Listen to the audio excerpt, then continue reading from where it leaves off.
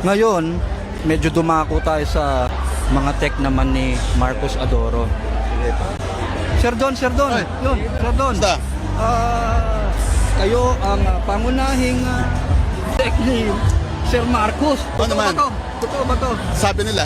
Kailan pa to? Kailan pa? Simula nung reunion ng 2022, para ako na yung official guitar tech. Pero magkasama tayo dati nung 90s, di ba? So, Oo. Sa mga nagtatanong dyan, ng mga ating tagapakinig at tagapanood, si Don matagal na rin parte ng Eraserheads. Okay? Yung mga sinauna, mga good times, ika nga, ano. Ngayon, pwede mo ba kaming i-run through sa setup ni Marcos sandali? Mabilisan lang. Sa mabilisan lang po. Kasi, nababalita kasi na matindi raw ang setup ni Sir Marcos. Totoo ba to? Ay, nakikita natin, oh. Ayan, oh. Kung titingnan natin sa baba, yun. Ha? yeah. So, meron tayong line selector. Dito pumapasok yung guitar signal niya, galing sa wireless. Na Shure. Tapos, meron tayong volume pedal dito. Meron tayong wah na pumapasok sa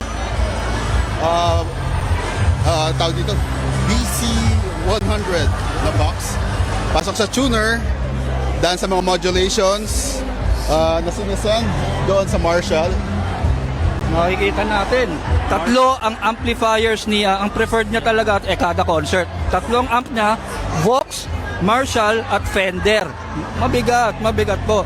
Sir, gaano kadami tong gadgets niya all in all at saka gaano katagal niyo sinesetup to? Okay. Siguro ang setup dito mga 30 minutes. So, ilang effects na? 1, 2, 3, 10, 13, 15, bale. Tapos may kasama pa siyang GX100 na Boss na digital effects processor na pumapasok naman sa dalawang amp. Ito, Fender Bassman 50s, tsaka sa box AC30. Yan, so dito lumalabas yung digital effects, while yung analog dito lang siya lumalabas. Kaya yung sound parang stereo ang digital, pero yung analog is analog lang din. So nakakapili siya kung anong gusto niyang tunog talaga, kung digital o analog. Okay, count. Ha? 8:15. 8:15 company call. Ano oras Okay na? na. 8.5. Okay.